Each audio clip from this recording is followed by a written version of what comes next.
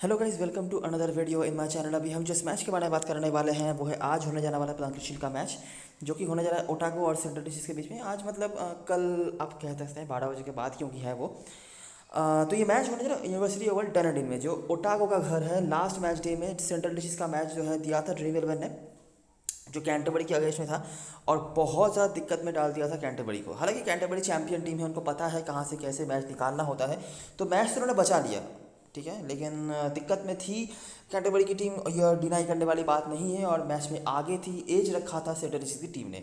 Batting से पहले innings में चलिए उतना अच्छा तो नहीं हुआ था, लेकिन एंड में आते आते व्हीलर और विगिंस ने कमाल की बैटिंग करी थी, और क्या ही बैटिंग करी थी। टॉप ऑर्डर से तो सब कुछ फेल ही हो गए थे, लेकिन बहुत ही बढ़िया बैटिंग करा था। और वो मोमेंटम उन्होंने कंटिन्यू रखा था दूसरे इनिंग्स में, जहाँ पर ग्रेग हे, उसके बाद ब्रूस, इन्होंने अच्छी बल्लेबाजी करी थी, ठीक है। हमारे जो प्लेयर्स सिलेक्ट हम कर रहे थे पंट्स वगैरह, वो भी काफ़ी अच्छे गए थे।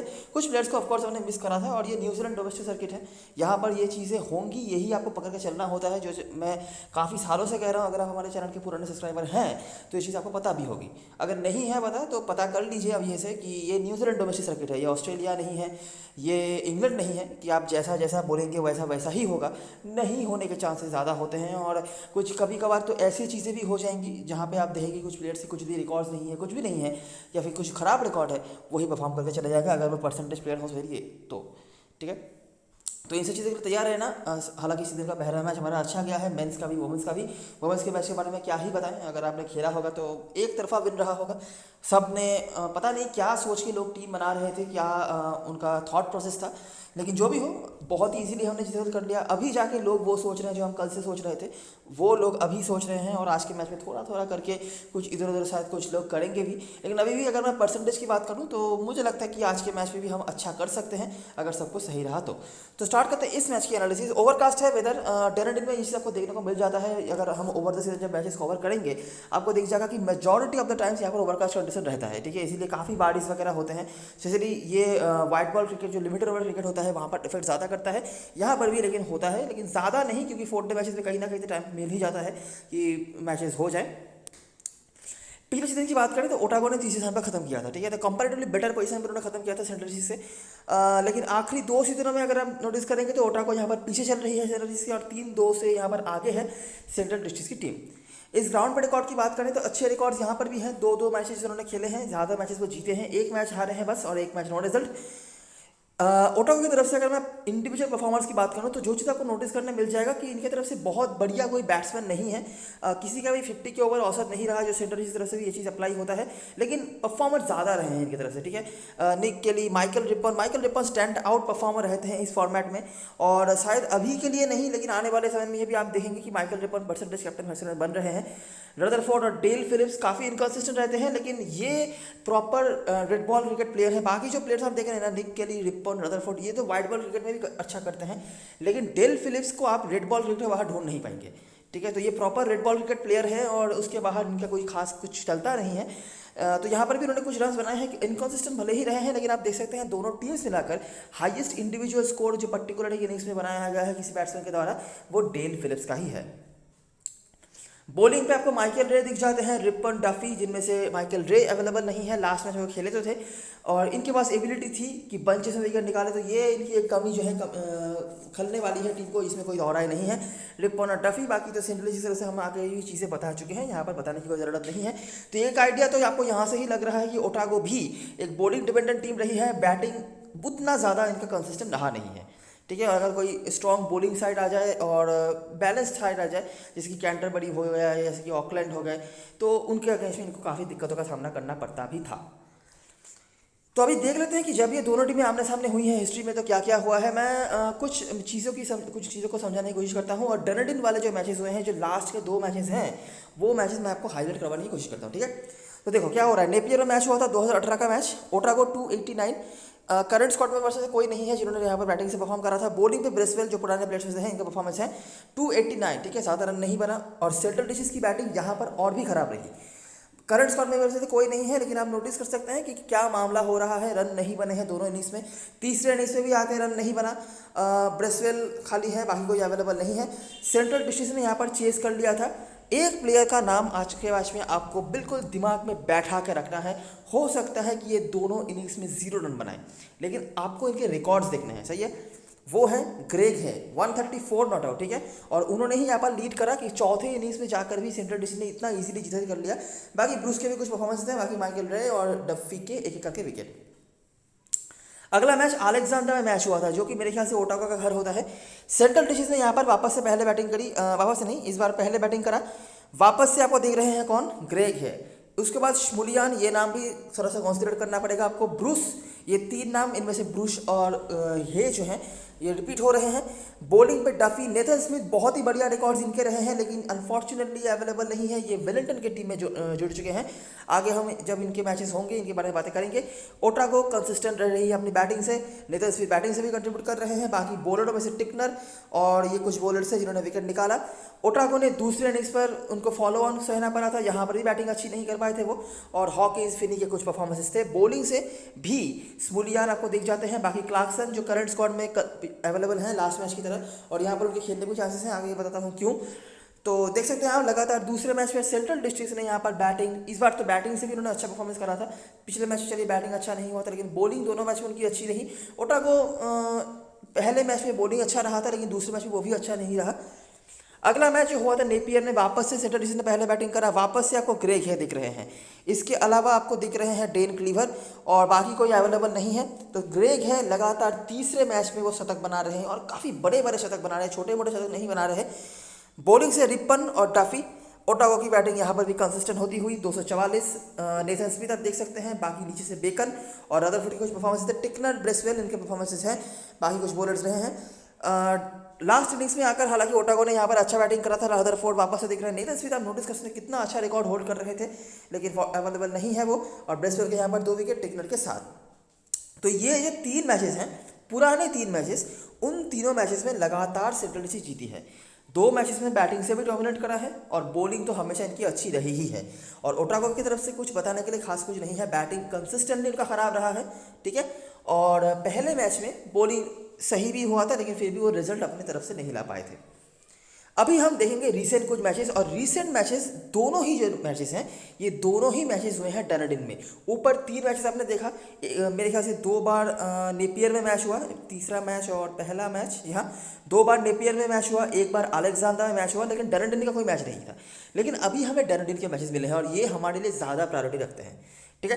तो देखो क्या हो रहा है, सेंट्रल डिस्ट्रिक्ट ने बनाया 297, अच्छा स्कोर आप नहीं कहेंगे, ठीक ठाक है, लेकिन 2 नाम फिर से देखिए, हे श्मुलियान, बाकी ब्रेसवेल के कुछ परफॉर्मेंस हैं, लुडी के कुछ परफॉर्मेंस हैं।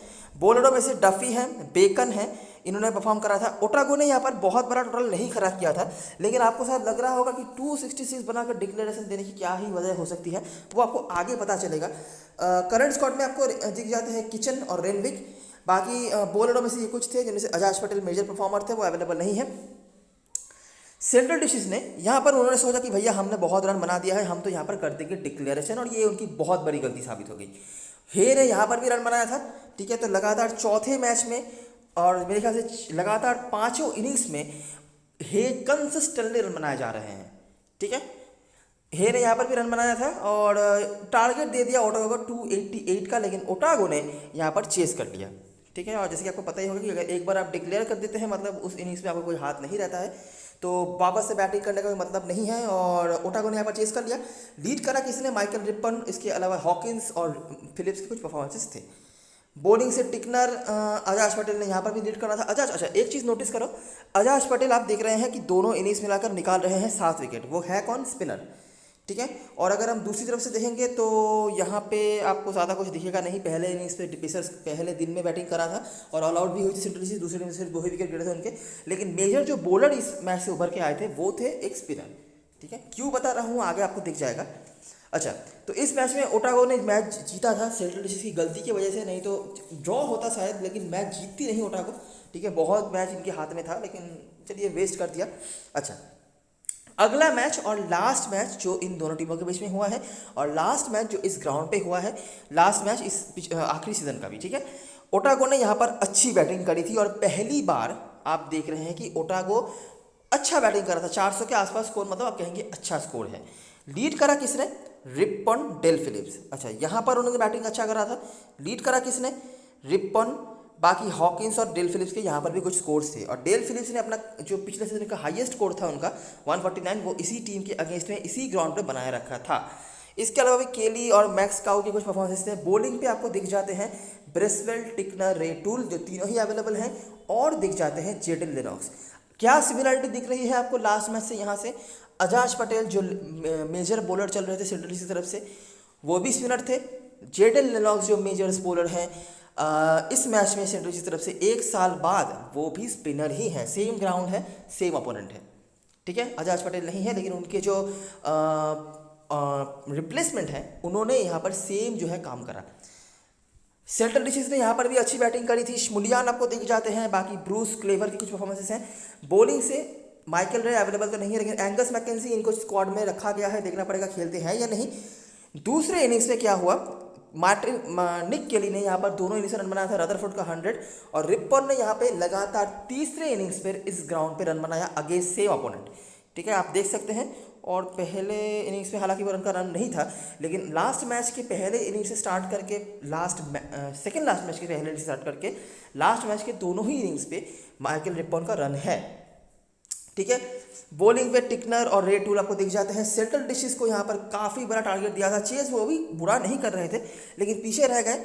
ग्रेग है, फिर से इनका नाम आ गया, ब्रूस का नाम आ गया, श्मुलियान का नाम आ गया, और माइकल रे के साथ इस बार रिपन ने निकाल दिए 6 विकेट, वो भी स्पिनर ही है। अभी मैं इतना स्पिनर को प्रायोरिटी क्यों दे रहा हूँ, जब ग्राउंड के बारे में बातें करेंगे आपको समझ में आ जाएगा। तो कहानी क्या है? कहानी है ये कि आखिरी 5 में भले ही सेंट्रल डिस्ट्रिक्ट आगे चल रही है, लेकिन जो मैचेस डनाडिन में खेली है सेंट्रल डिस्ट्रिक्ट, किसी भी रीज़न की वजह से हो, वो जीत नहीं पाए हैं, ठीक है। एक बार अपनी गलती की वजह से वो हारे हैं, और दूसरी बार ओटागो ने जीत हासिल करा है। अच्छा खेल के हो, जो भी हो, कुछ परफॉर्मेंस हमने बहुत ही क्रिस्टल क्लियर देखे हैं, ठीक है। अगर मैं हेड टू हेड की बात करूं, ग्रेग है एक बहुत बड़े नाम के तौर पे हमारे सामने आ रहे हैं। हर तरफ से ग्राउंड बोल लीजिए, हेड टू हेड बोल लीजिए, हर जगह पे उनका नाम आ रहा है, ठीक है। माइकल रिपन तो है ही, डेल फिलिप्स का भी एक अनोखा नाम आपके सामने आ रहा है। इसके अलावा ब्रैड श्मुलियान, टॉम ब्रूस, इनके नाम ज़्यादा आ रहे हैं। डेन क्लीवर ज़्यादा नहीं आया है पिछले मैच में, जितना हम देख रहे थे कंसिस्टेंटली आ रहे थे, लेकिन यहाँ पर उतना ज़्यादा नहीं आया है, लेकिन है। बाकी ब्लेयर टिकनर वगैरह जो इनके मेन बॉलर हैं, ब्लेयर टिकनर, ब्रेसवेल, इनके तो नाम है ही। निक केली भी लास्ट सीजन में जो मैच इस ग्राउंड पर वो खेले गए हैं, दोनों इनिंग्स में ही इन्होंने रन बनाया है, ठीक है। तो ये कुछ चीज़ें हैं जो हम देख सकते हैं। ओटागो की बैटिंग, लेकिन अगर मैं अभी भी बताऊं तो एक इनिंग्स जो ये उन्होंने खेला था 393, और कुछ हद तक आप कहेंगे ये वाला इनिंग्स 291 फॉर 7 डे 4 में जाके तो अच्छा रहा था, ठीक है। नहीं तो ओवरऑल डनाडिन के बाहर ओटागो की बैटिंग अच्छी नहीं चल रही थी, लेकिन इस ग्राउंड पे ओटागो ने अच्छा परफॉर्मेंस करा है और रिजल्ट्स भी अपने सपोर्ट में लाए हैं, ठीक है। इंडिविजुअल परफॉर्मेंस आई होप आपने देख लिया होगा। तो ये है सारी चीज़ें जो बताने लायक था हेड टू हेड के बारे में, आई होप आपने देख लिया होगा। अभी हम ग्राउंड की बात करते हैं। समराइज मैंने नहीं कराया है, आप जो नाम बताने लायक था आई होप देख लिया होगा। मुझे उतना टाइम भी नहीं मिला है और वीडियो भी आपके सामने लाना था, तो उतना मैं नहीं कर पाया हूँ, लेकिन देखने लायक जो चीज़ है आपने देख लिया होगा। अच्छा, 4 मैचेस हैं, सेकेंड लास्ट सीजन के 2 मैचेस और पिछले सीजन के 2 मैचेस, तो 4 मैचेस हमारे पास अवेलेबल होंगे। देखते हैं कि क्या क्या हमें मिलता है, क्या सिमिलरिटीज़ हैं और कौन कौन से परफॉर्मर हमें वहाँ से नोटिस करने मिल रहे हैं, ठीक है। हेड टू हेड से हमने सेंट्रल डिस्ट्रिक्ट के परफॉर्मर भी देखे हैं, ओटागो भी देखे हैं, लेकिन ग्राउंड में आके हम ओटागो की तरफ से फिल्ट्रेशन और करेंगे और बिल्कुल समराइज करेंगे कि कौन कौन से नाम हमारे लिए ज़्यादा प्रायोरिटी रख रहे हैं। चलो जी, तो 2019 का मैच है, पहला मैच नॉर्दर्न डिशेस बनाम ओटागो। 243 पर उन्होंने निपटा दिया। रिपन आपको दिख रहे हैं, माइकल रे दिख रहे हैं, डफी का 1 विकेट, ओटागो ने बनाया 349, डिसेंट स्कोर है। किचन रिपन, ठीक है। पेसर्स के साथ स्पिनर्स की भी कुछ कुछ विकेट्स यहाँ पर आ रहे हैं दूसरे इनिंग्स पे। और उसके बाद यहाँ पर बारिश वगैरह, जैसे मैंने बताया कि काफ़ी बारिश वगैरह होता है, तो तीसरे इनिंग्स में 104 फॉर 6 विकेट के नुकसान पर रिपन 5 विकेट। तो रिपन क्या क्या कर रहे हैं आप नोटिस कर रहे हैं। रिपन ने दोनों इनिंग्स मिलाकर 9 विकेट निकाले हैं, रन बनाए हैं 98, ठीक है, इस मैच में। चलो दूसरा मैच देखते हैं जो लास्ट हेड टू हेड था हमारे लिए। वहाँ से कॉमन कौन कौन आए थे, हे आए थे, स्मुलियन आए थे, यहाँ से डफी थे करंट स्क्वाड मेंबर्स में से। बैटिंग से हमने जो कॉमन परफॉर्मर देखा था वो था रेनविक का, जो लास्ट मैच से रन बना रहे हैं। बॉलिंग से यहाँ पर स्पिनर ही थे और बाकी यहाँ पर हे वापस से, और आखिरी इनिंग्स में भी अजय पटेल वगैरह थे और ओटागो ने यहाँ पर जितना कर लिया था। बाकी बैटिंग से रिपन यहाँ पर भी थे, ठीक है। रिपन और कैम हॉकिंस जिन्होंने दोनों इनिंग्स रन बनाया था। तो वो तो हेड टू हेड की बात हो गई। पिछले सीजन का जो पहला मैच था हेड टू हेड वाला, वो भी मैंने आपको दिखा दिया, जहां पर आपको रिपन वापस से दिख जाते हैं, केली दिख जाते हैं, फिलिप्स दिख जाते हैं, बॉलिंग से टिकनर दिख जाते हैं, left arm Orthodox spinner Lenox दिख जाते हैं, बाकी शमुलियान बैटिंग से यहाँ पर तो माइकल रे तो अवेलेबल नहीं है, और बैटिंग से फिर से रिपन आ रहे हैं, केली आ रहे हैं, रदरफोर्ड ने यहाँ पर 100 मारा था। देखिए ऐसे बीच में परफॉर्मेंस आ सकते हैं, ऐसा नहीं है कि जिनका हम काउंट कर रहे हैं वही परफॉर्म करेंगे, बीच बीच में एक आध आ सकते हैं। मैं कह रहा हूँ कंसिस्टेंटली कौन आ रहे हैं, है ना। टिकनर वापस से सेंट्रल डिशेस की तरफ से हेश, मुलियान, ब्लूस, ये कंसिस्टेंट नाम आए हैं। और लास्ट जो head to head match, last जो ग्राउंड में मैच हुआ था, जो हुआ था नॉर्दर्न डिशेस के अगेंस्ट में ही, तो 2-2 करके दोनों टीमों के अगेंस्ट में मैच खेली है ओटावा की टीम। तो क्या हुआ था, बैटिंग यहाँ पर 272, बहुत बड़ा स्कोर नहीं है। कौन कौन परफॉर्मर आए हैं भाई साहब, रदरफोर्ड फिर से नाम आ रहा है, रिपन फिर से नाम आ रहा है, एंगस मैकेंजी बैटिंग से भी कंट्रीब्यूट कर रहे हैं। पेसर्स के साथ स्पिनर से कुछ विकेट आ रहे हैं यहाँ पे, ठीक है। और आप देख सकते हैं डे 1 से भी स्पिनर का आ रहा है। नॉर्दर्न डिशेस 222 उन्होंने बनाया। माइकल रे काफ़ी बढ़िया रिकॉर्ड होल्ड कर रहे थे, लेकिन अवेलेबल नहीं है। डफी और मुलर ये भी अवेलेबल है। मुलर और मैकेंजी में से कोई एक खेलेंगे, क्योंकि रे की जगह पर जो खेलने वाले हैं वहाँ पे रिपन का 1 विकेट। बाकी अगर हम दूसरे डिशेस देखें तो केली फिर से इनका नाम आ रहा है। तो केली और डेल फिलिप्स में से आपके दिमाग में एक नाम ऑलरेडी दिमाग में बैठ जाना चाहिए। हेड टू हेड में भी केली का नाम आया है, मतलब पिछले सीजन के दोनों ही मैच में जो इस ग्राउंड पे हुए हैं, केली ने रन बनाया है 4 में से 3 इनिंग्स में, है ना। बाकी ये किचन के रन है। पेसर्स का यहाँ पर अपर हैंड, नॉर्दर्न डिशेस को यहाँ पर टारगेट दिया था 317 का, उन्होंने चेस कर लिया था, रिपन फिर से यहाँ पर आ रहे हैं।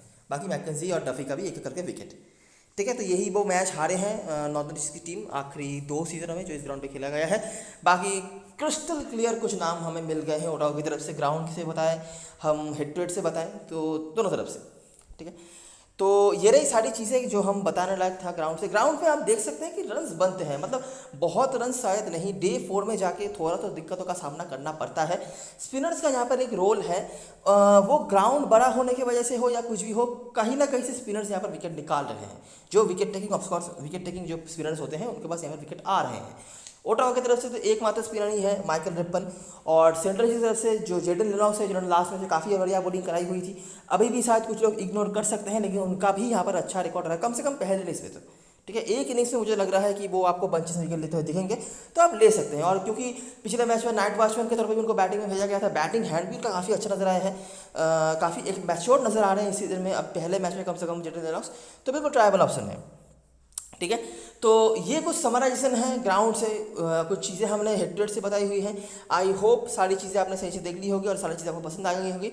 अभी हम बात करेंगे प्लेइंग 11 के बारे में। ओटावा की तरफ से हम मेजरली बात करने की कोशिश करेंगे और देखेंगे कि क्या क्या चीज़ें हैं और कौन कौन से प्लेयर हैं जो हमारे लिए इंपॉर्टेंट रोल साबित प्ले कर सकते हैं। तो लास्ट मैच जो हुआ था, रदरफोर्ड और बिच रेनविक ओपनिंग कर रहे थे, उसके बाद डेल फिलिप्स, निक केली, एनाडो किचन, माइकल रिपन काफ़ी ऊपर इनको भेजा जा रहा है। उसके बाद मैक्स काउट, ट्रेविस मुलर, जेक गिब्सन, ये मेरे ख्याल से वेलिंगटन की टीम में या नॉर्दर्न डिस्ट्रिक्ट की टीम में खेलते थे, ज़्यादा मौके इनको नहीं मिलते थे, तो ये खेले थे लास्ट मैच में। पॉसिबिलिटी है कि इनको बैठाकर टीम मैकेंजी और ट्रेविस मुलर दोनों को खिलाए, और मुझे लगता है इसके चांसेस ज़्यादा होंगे। ये दोनों पिछले सीजन में ओटावा के सिस्टम में थे और काफ़ी सेट भी हो चुके थे, दोनों ही काफ़ी अच्छा कर रहे थे। एंगस मैकेंजी तो बैटिंग भी कर सकते हैं, और जेकब डफी। इनमें से जो जो प्लेयर्स हमारे लिए इंपॉर्टेंट होने वाले हैं, रदरफोर्ड आप छोड़ नहीं सकते, ठीक है, परफॉर्मेंस इनके हैं और ये बहुत ही ज़्यादा एक्सपीरियंस प्लेयर हैं, और इस ऐसे सिचुएशन में आप इनको छोड़ना नहीं बिल्कुल नहीं चाहेंगे, टीम में बिल्कुल होने चाहिए आपके लिए। डेल फिलिप्स और निक केली में से कोई एक, मैं एक आइडिया आपको दे देता हूँ, ठीक है। निक केली के रिकॉर्ड्स वगैरह बहुत अच्छे हैं। मेरा पर्सनल जो एक्सपीरियंस है निक केली के साथ, इन केली को फैंटेसी में अगर मैं बात करूँ, तो जब मैंने इनके ऊपर भरोसा किया है, इन्हें चले नहीं है, ठीक है। और यहाँ पर भी इनके रिकॉर्ड्स अच्छे हैं, आप इनको ट्राई बिल्कुल कर सकते हैं, लेकिन ऐसा है इनके साथ। डेल फिलिप्स एक proper red ball cricket player है, लेकिन ये हाईली इनकन्सिस्टेंट है, ठीक है। मैं पिछले सीजन में लगभग हर मैच में इनको ट्राई करता रहा था, और ये जो 149 वाला मैच आपने देखा, वो मैच मेरे ख्याल से ड्रीमर ने दिया भी था, तो वहाँ पे जाके उन्होंने मेरा भरोसा जो है जीता था। तो उसके पहले तक तो सब कुछ उनका ख़राब ही चल रहा था, लेकिन ये proper red ball cricket player हैं। रिकॉर्ड्स की बात करें तो कंसिस्टेंसी के मामले में निक के लिए आपको दिख जाते हैं ज़्यादा। इन दोनों में से आप एक को ले सकते हैं, और अगर दोनों को लेने जाते हैं तो कहीं ना कहीं पर टीम का बैलेंस बिगड़ सकता है, तो इसीलिए मैं कहूँगा दोनों में से एक को लो। माइकल रिपन अभी तक आपके दिमाग में आ ही गया होगा, कैप्टनसी वाइस कैप्टनसी मटेरियल है, स्पिनर के तौर पे इनका बॉलिंग काम पे आ जाएगा, बैटिंग से भी रिकॉर्ड्स हमेशा इनके अच्छे रहे हैं, ठीक है। हालांकि लास्ट मैच में जो वेलिंगटन के अगेंस्ट मैच हुआ था, वहाँ पर बैटिंग की वजह से ओटावा को हारना पड़ा था, और माइकल रिपन 10 का आंकड़ा क्रॉस नहीं कर पाए थे दोनों इनिंग्स मिलाकर, ये भी एक चीज़ है।